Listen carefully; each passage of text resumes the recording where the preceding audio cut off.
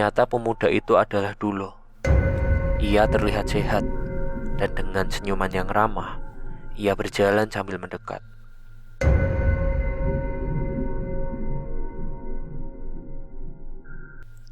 "Wah, kukira kamu pergi dulu," kata Raden Jaya. Ki Sarkam terlihat sangat kaget melihat Duloh muncul. Ia bingung kenapa Duloh masih hidup. Ki Sarkam sangat yakin bahwa ia telah membunuh Duloh tadi malam. Sarkam juga meraba saku celananya, dan ternyata keris yang telah dicurinya juga ikut hilang. Keris itu kembali ke tangan Duloh. Tanpa bicara, Ki Sarkam pamit dengan wajah pucat dan ketakutan karena melihat Duloh. Setelah mengobrol beberapa saat, Duloh segera kembali ke saungnya dan beraktivitas seperti sedia kala. Seperti tak ada apapun yang terjadi. Saat Duloh sedang menyangkul, Ki Sarkam mendatangi saung Duloh dan mengecek tempat ia menguburkan Duloh. Dan ternyata sudah tidak ada jasad di sana. Ki Sarkam menduga apakah Duloh sekarang sudah menjadi hantu. Ki Sarkam pun mengintip Duloh saat ia sedang bekerja. Tak ada yang berbeda dengannya, dan ia pun sengaja memanggil Duloh. Saat Duloh berada di depannya, Ki Sarkam langsung saja menampar Duloh dengan sangat keras. Duloh pun mengaduh kesakitan. "Apa salah saya, Ki?" tanya Duloh. "Bagaimana caranya kamu bisa hidup lagi?" tanya Sarkam. Namun Duloh bingung dengan pertanyaan Ki Sarkam. Ki Sarkam juga menyentuh tubuh Duloh. Ia memastikan bahwa Duloh bukanlah hantu dan benar-benar masih hidup. Ki Sarkam terus saja memaksa Duloh untuk menjawab. Namun Duloh juga tetap saja bingung dengan maksud Ki Sarkam. Dengan kesal, Duloh meninggalkan Ki Sarkam untuk kembali bekerja. Namun, Ki Sarkam memiliki rencana untuk membunuh Duloh lagi malam ini. Karena sangat kelelahan bekerja, malam itu Duloh tertidur di saungnya dengan sangat pulas. Dan lagi-lagi, Ki Sarkam datang mengendap-endap masuk ke saung Duloh. Dan tanpa basa-basi, Sarkam langsung menusuk dada kiri Duloh. Duloh sempat berteriak kesakitan, namun tak lama, seketika itu juga ia mati. Karena takut bangkit lagi, Ki Sarkam memikul jasad Duloh dan membuangnya ke sungai. Ia juga lagi mengambil keris Duloh. Namun, keesokan paginya, Sarkam melihat Duloh hidup lagi. Ia melihat Duloh sedang sibuk menyangkul di sawah. Pagi itu juga, Ki Sarkam menceritakan ke Raden Jaya bahwa Duloh melakukan persekutuan dengan setan dan ia memiliki ilmu hitam. Memang begitulah Sarkam. Ia sangat senang mengadu domba dan mengfitnah orang yang tidak ia sukai. Dan juga sayangnya, Raden Jaya dan Inggit langsung percaya. Namun tidak untuk Rara. Ia tidak mempercayai bahwa Duloh memiliki ilmu hitam. Langsunglah Duloh dipanggil dan ditanyai tentang ilmu itu oleh Raden Jaya. Duloh bingung mengapa tiba-tiba ia dituduh memiliki ilmu hitam. "Ayo mengaku saja kau," bentak Ki Sarkam. Duloh pun berkata bahwa ia tidak punya ilmu apa-apa. Ia hanyalah seorang kulit cangkul. Namun, Ki Sarkam juga tidak bisa membuktikan perkataannya sendiri. Ia malah berkata bahwa Duloh akan bisa sembuh dari lukanya dengan sangat cepat dan ingin membuktikan perkataannya dengan melukai Duloh. Rara pun melarangnya dan meminta ayahnya untuk tidak mau diadu domba seperti ini. Raden Jaya pun juga menolaknya karena ia juga tidak mungkin melukai pemuda yang tidak melakukan kesalahan apapun. Duloh pun disuruh pergi untuk bekerja lagi. Ki Sarkam berkata, ia akan membuktikan bahwa Duloh memiliki ilmu hitam yang dapat membahayakan kampung itu. Dan soal keris yang telah ia ambil, keris itu juga kembali lagi ke tangan Duloh.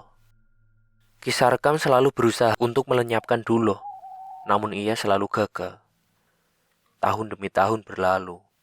Siapa sangka kalau Rara ternyata menyimpan rasa cinta kepada Duloh. Namun itu juga sangat jelas.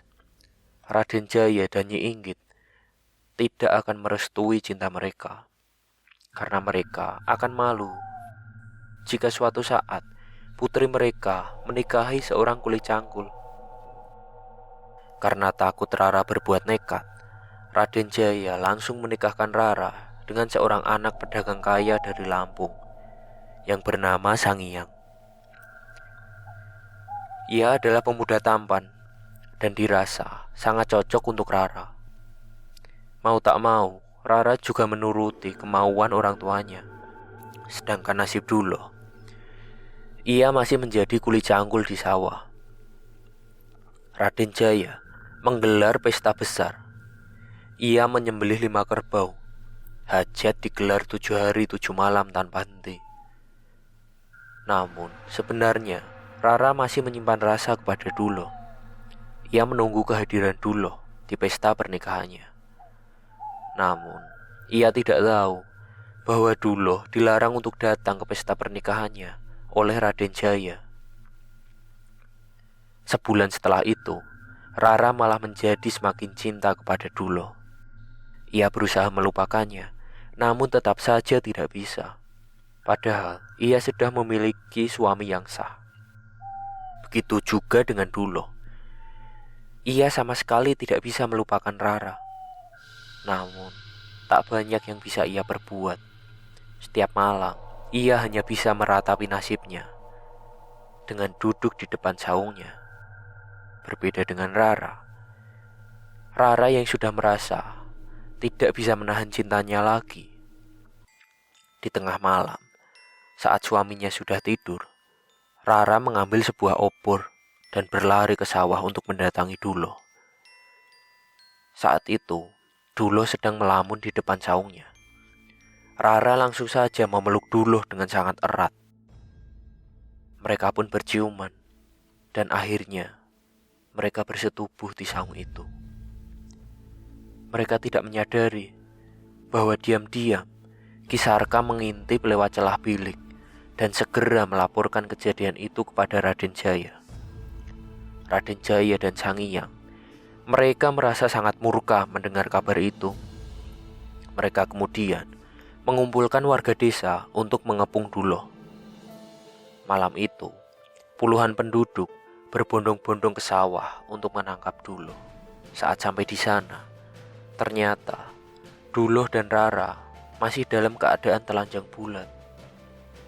Buru-buru, Rara menutupi dirinya dengan sebuah kain, sedangkan Duloh tak sempat memakai pakaiannya.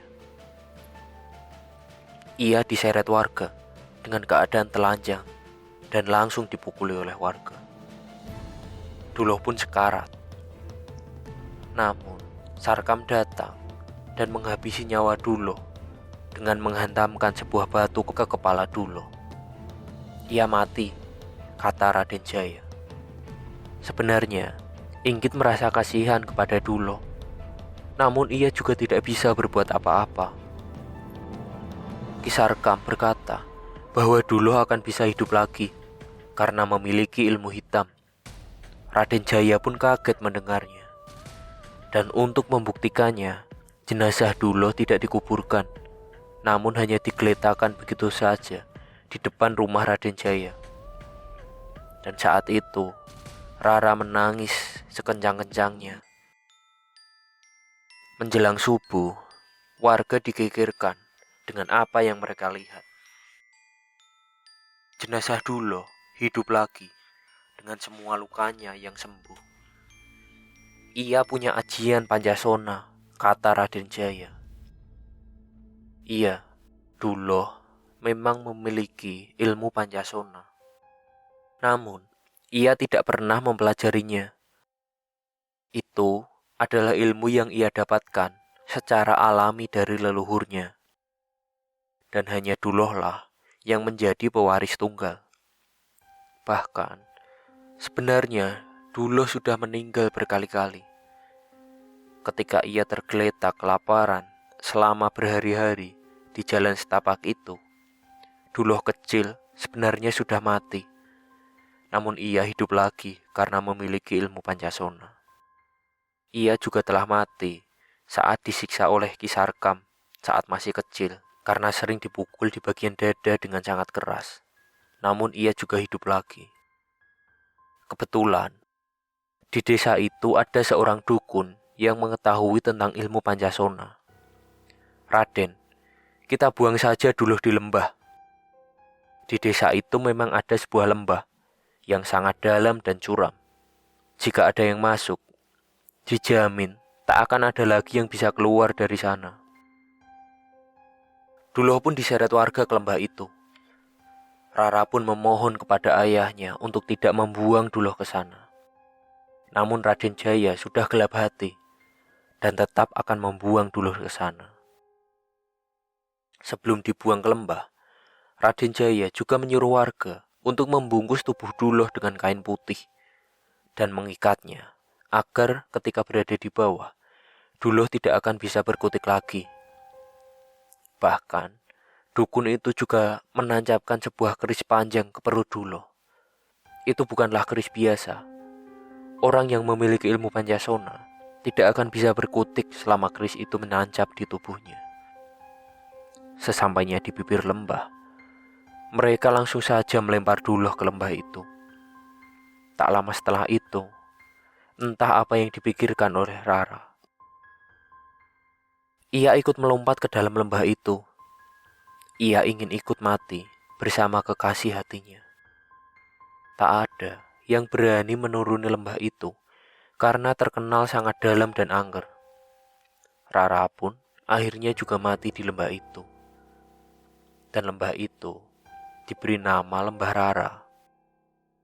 Duloh juga tak pernah terlihat lagi semenjak kejadian itu. Ia terjebak di dalam lembah itu bersama dengan jasad Rara.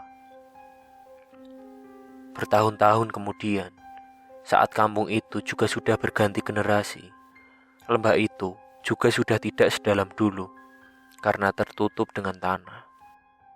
Suatu hari, ada seorang pria paruh baya sedang mengarit rumput. Kebetulan, rumput di atas juga sudah habis. Kemudian, ia melihat ada sangat banyak rumput di bawah jurang itu.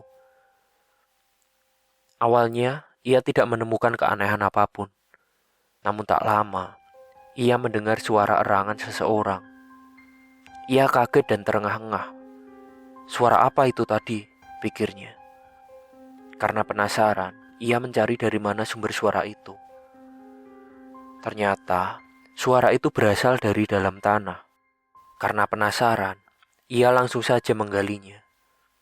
Untung saja tidak terlalu dalam. Ia melihat ada sosok manusia yang dibungkus dengan kain putih. Dan bukan itu saja. Ia melihat ada sebuah keris yang tertancap di perutnya. Pria itu mengira bahwa orang itu adalah korban pembunuhan yang masih bertahan hidup. Dan bodohnya, ia malah mencabut keris itu dari perut Duloh. Seketika saja, Duloh terbang ke langit dan tertawa terbahak-bahak. Duloh sudah bukan manusia lagi. Tubuhnya sudah dipenuhi oleh energi makhluk gaib yang sangat jahat. Duloh pun menghantui warga kampung. Ia gentayangan dengan masih menggunakan kain putih itu. Semenjak saat itulah dikenal sosok hantu bernama Pocong. Biasanya, warga kampung menelan beras yang sudah diberi mantra agar tidak diganggu oleh sosok pocong. Dan begitulah kisah asal-usul pocong. Tidak ada yang tahu kapan sebenarnya kisah ini terjadi. Namun, apapun itu, makhluk itu sebenarnya adalah jelmaan dari jin itu sendiri. Untuk lebih jelasnya, bisa dengan melihat video dari channel Sarang Demit yang sudah Bang Bets cantumkan di kolom deskripsi. Sekian cerita yang bisa Bang Bets ceritakan. Mau percaya atau tidak, semua kembali ke keyakinan diri kita masing-masing. Dengan catatan, kita tidak boleh menertawakan atau menganggap keyakinan orang lain itu tidak benar. Di dunia ini, kita tidak sendiri. Semoga video ini bisa menghibur dan menambah wawasan teman-teman semua. Sampai jumpa di video Bang Bet selanjutnya. Assalamualaikum warahmatullahi wabarakatuh.